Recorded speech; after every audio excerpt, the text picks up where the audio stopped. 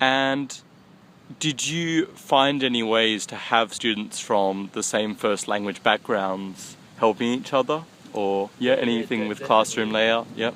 In terms of the layout, they all sat together. We all had them in the same group at the start. And there was one student who was stronger than the rest, and he was a great student because he actually helped the other two, which was amazing. I thought it was like hats off to him. He was a really good kid, and yeah, he was always helping, explaining, defining words. And, yeah, it was cool.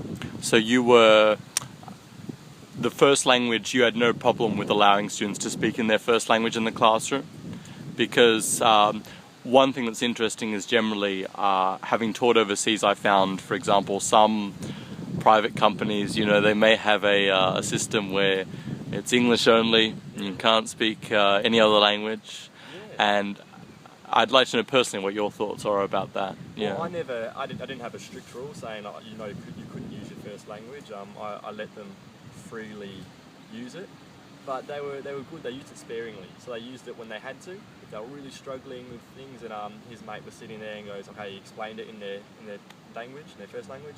That was okay. I let them do that, but yeah, it was very sparingly, and they ended up doing a lot with English anyway. So.